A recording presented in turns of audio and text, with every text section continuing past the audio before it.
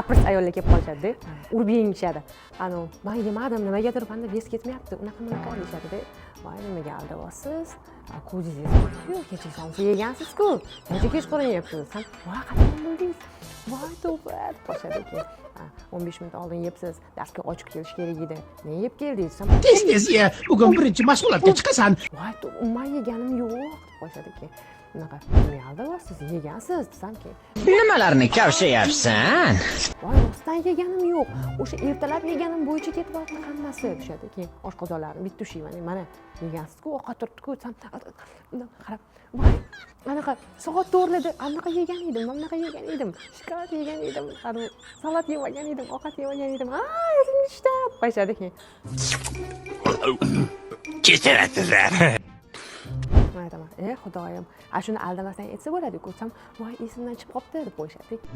Kulgimni qistatmasang-chi. Mani aldolmaysizlar, men oshqozoninglarni bitta ushlayman-da, ovqat bormi yo'qmi etib beraman.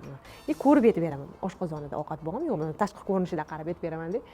Ozib ketganimga bir qara. Hozir yeb kelgan, hozir yemay kelganini men shundoq bilaman-da. Qarab turaman, aldaydimi, aldamayaptimi, savol berib qo'yaman. O'zi keyin zangmatsa qilayotganda, shug'ullanishayotganda ham anaqa qarshilikda o'zi qilolmayotganidan bilaman-da. Oshqozonni sakrashat qiladigan mashqimiz bor-da, bizani oshqozonni qisqartiradigan. O'shani qilolmay qiynaladi. Bo'p, keyin aytaman. Nima bo'lyapti? Nega qiynalyapsiz? Onam keting shakarim deb qo'yadi keyin.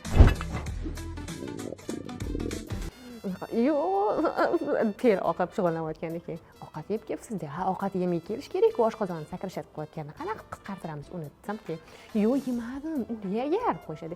Yo'q, o'lmay. Hali ko'p yashaysiz deb qo'yaman keyin. Mayli, osh bo'lsin. Keyin safar yemay keling, hamma deb qo'yaman. Juda qiziqarli ayol ekan. Yo'q, bir ayollar bor-da, bilib turib aldaydiganlari bor. Esidan chiqib qoladiganlar bor. Assalomu alaykum. Ozgina 15 minut oldin yeganlar, yeb esidan chiqib qoladiganlar bor. O'sha esidan chiqib qolish tanadagi limfalar yaxshi ishlamasligidan o'rtoqlar bilib olinglar. Tanadagi limfalarimiz yaxshi ishlasa, takoy 1-2 oy shug'ullanishgandan keyin o'sha toch eslaydi. Men 4 ta narsa yegan edim, 3 ta narsa yegan edim, takoy 10 da yedim, 11 da yedim, toch etib beradi. Даже bitta qurt tushimganini esla oladi.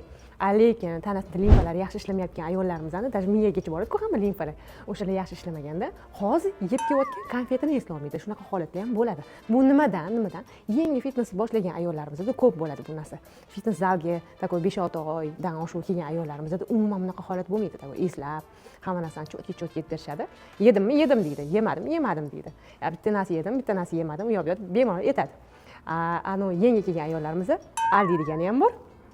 Yemadim, o'layagar deydigani ham bor. Yo, yedim, lekin qachon yeganimni eslolmadim deydigani bor. Yoki men yemadim deb turadigani bo'ladi. Keyin yegansiz deb qo'limni shartta tiqib, o'sha bilib beraman, tak что aldamaysizlar o'rtoqlar. Aldagalar ham, aldamagalar ham shuni bilib qo'yinglar. Men shu darajaga yetganman, to что sizni tashqi tomoningizdan ko'rib, oshqozoningizda ovqatingiz bormi, yo'qmi, shuni aytib beraman. Tak что shunga tayyor bo'lib kelasizlar. Rengin bo'lib ketgan ko'zlarim onalib ketish ekanlar.